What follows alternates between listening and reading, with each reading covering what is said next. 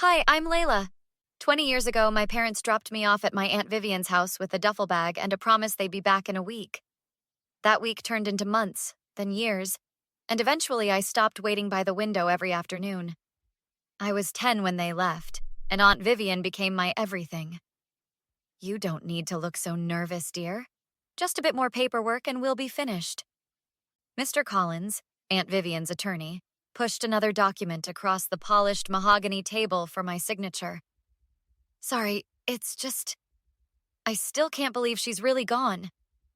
3 weeks since the funeral, and saying those words still felt like swallowing glass.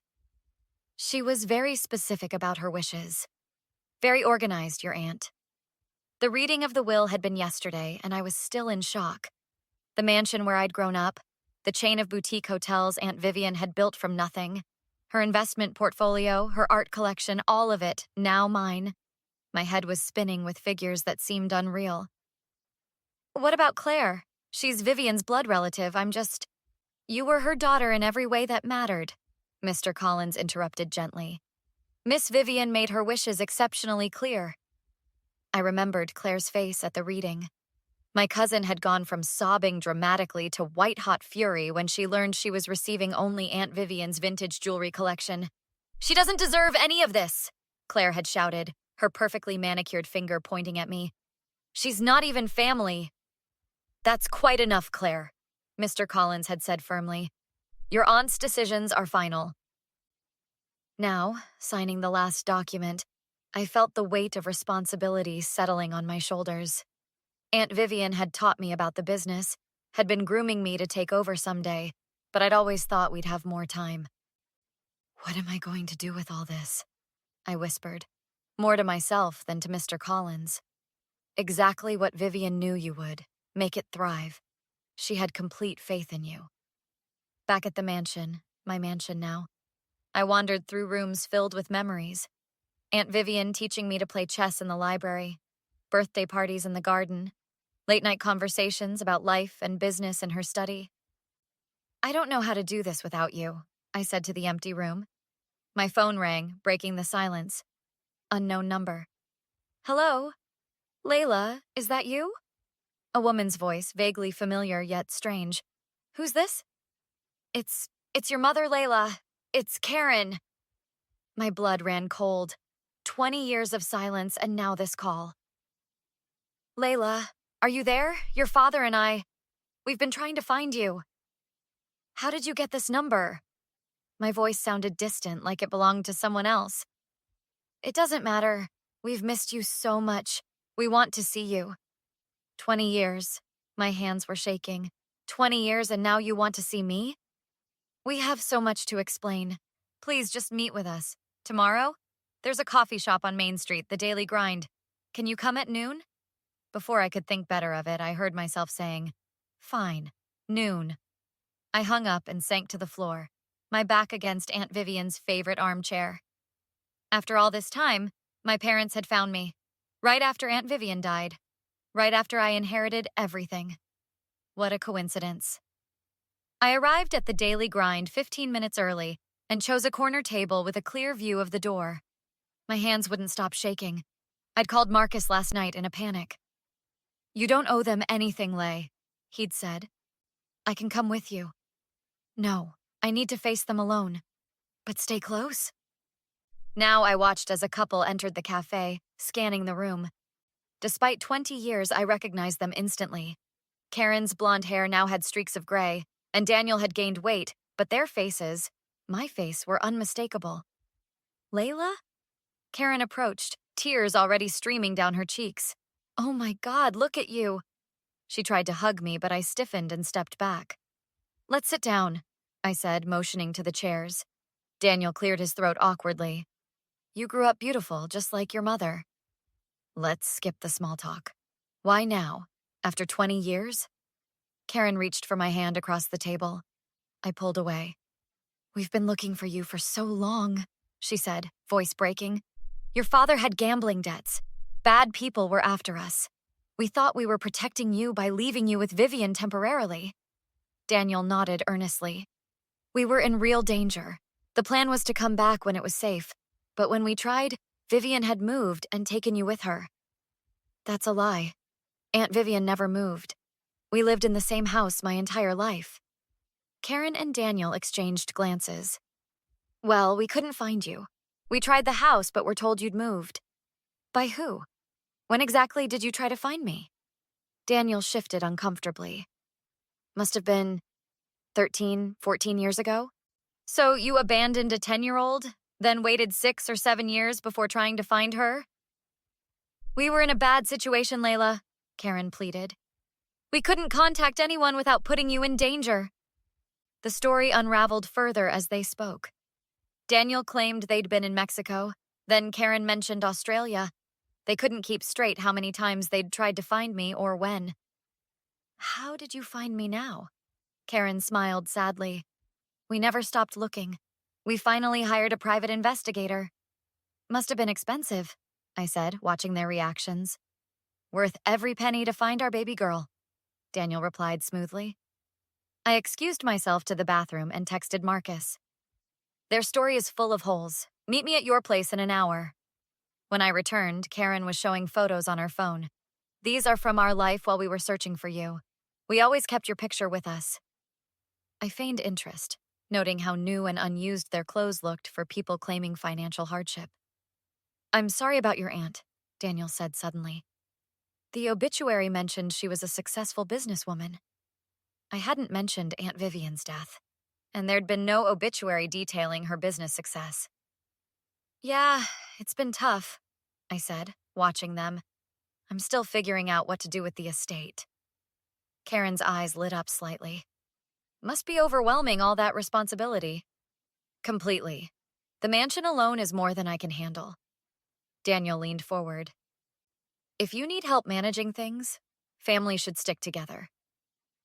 After an excruciating hour, I made an excuse about a work commitment. Can we see you again? Karen asked desperately. Sure. Maybe you could come see the house? Tomorrow evening? Their eagerness was nauseating. At Marcus's apartment, I paced while he typed. Found them, he said eventually. Daniel and Karen Johnson. Multiple fraud charges in Florida, Texas, and California. They specialize in inheritance scams. He turned his laptop to show me their mugshots. They've been working together for years. Their MO is finding vulnerable people who've recently come into money. I sat down heavily. They didn't come looking for their daughter. They're hunting for their next mark. Marcus squeezed my hand. What do you want to do? A cold clarity washed over me. I want to give them exactly what they're looking for, and then I want to destroy them. Marcus and I spent the night installing tiny cameras and microphones throughout the mansion. By morning, every room was rigged to record. You sure about this? Marcus asked, connecting the last device to a monitoring system in my private office. Never been more sure of anything. These people abandoned me, and now they're back to steal what Aunt Vivian left me. They deserve whatever's coming. When Daniel and Karen arrived that evening with their luggage, I played the perfect hostess, showing them to the guest suite on the east wing. This place is even more magnificent than we imagined, Karen gushed, running her hand along the marble countertop in their bathroom. It's all so overwhelming, I said, putting on my most vulnerable expression. Actually, I wanted to talk to you both about that. Aunt Vivian's business affairs are complicated, and I'm drowning in paperwork. Daniel's eyes lit up. Anything we can do to help, sweetheart. That's what parents are for. There's a meeting tomorrow with the lawyers. Something about transferring some assets. I don't understand half of what they're saying. We'll be there, Karen said quickly. We won't let anyone take advantage of our little girl. The irony was almost too much. Later that night, I watched them on the monitors from my office, their true selves emerging once they thought they were alone. Did you see her face when I called her sweetheart? Daniel laughed, loosening his tie. Like a puppy begging for scraps of affection. Karen kicked off her heels. She's completely clueless, practically begging us to take over her finances. We hit the jackpot with this one. The inheritance is bigger than we thought. That old bat must have been loaded. How did you find the obituary again? Karen asked. pouring herself a drink from the bar cart. Daniel smirked. Wasn't an obituary. Ryan at the courthouse tipped me off about a massive estate transfer to someone named Layla Johnson. Took one Google search to find out it was our long-lost daughter. Lucky she kept your last name. Lucky she's so desperate for family she's practically throwing money at us. I clenched my fist so hard my nails left marks on my palms. The next morning, I was setting up documents in the study when the doorbell rang. My heart sank when I saw Claire on the security camera. "What are you doing here?" I hissed, opening the door just enough to block her view. "I left some things in Aunt Vivian's room. Who are these people?" She pointed at Daniel and Karen's rental car in the driveway. "My parents. They've suddenly reappeared." Claire's eyes widened. "The ones who abandoned you? And you let them in?" "It's complicated. I need you to leave now." "Not until you explain." Daniel appeared behind me. "Who's this lovely young lady?" "I'm her cousin Claire. And you are?" "Daniel Johnson, Layla's father. We're helping our daughter manage her new responsibilities." Claire looked at me with disbelief. "Are you serious? These people ditch you for 20 years and now they're helping?" "Claire, please." "You need to watch yourself," Daniel said, his tone suddenly hard. "Family business should stay in the family." Claire stared him down. "I am her family. Where were you all these years?" After a tense standoff, Claire left, but not before whispering, "Call me. This isn't right." That afternoon, I staged the lawyer meeting in the home office. I laid out documents about transferring hotel ownership and gave Daniel and Karen time to study them while I took a call. Watching the monitor, I saw Daniel immediately start taking photos of the documents. "This is it," he whispered to Karen. "With these properties alone, we're set for life." "What if she changes her mind?" Daniel's face darkened. "She won't. And if she tries to back out, I'll remind her how easily abandoned children can have accidents. No one would question a tragic fall in this big house." That was all I needed. I sent the video clips to Marcus and texted, "Time for phase 2, dinner tomorrow night. Invite Claire and Mr. Collins." Marcus arrived early to help set up the projector in the dining room while I finalized dinner preparations with shaking hands. "They threatened to kill you over money, Lay. They deserve this." Mr. Collins arrived first, followed by a suspicious Claire. "Why am I here exactly?" "You'll see." Daniel and Karen strutted in like royalty, Karen wearing Aunt Vivian's borrowed necklace. "What a lovely gathering," Karen cooed, eyeing Mr. Collins. "And who might this gentleman be?" "Aunt Vivian's attorney. Let's have a toast to reunions and revelations." Marcus dimmed the lights and started the video. Daniel and Karen's voices filled the room. "Did you see her face when I called her sweetheart? Like a puppy begging for scraps of affection? She's completely clueless, practically begging us to take over her finances." The recording continued with Daniel discussing how they found me through the estate transfer, ending with, "And if she tries to back out, I'll remind her how easily abandoned children can have accidents." Claire gasped. Daniel lunged for the laptop. "Turn that off right now."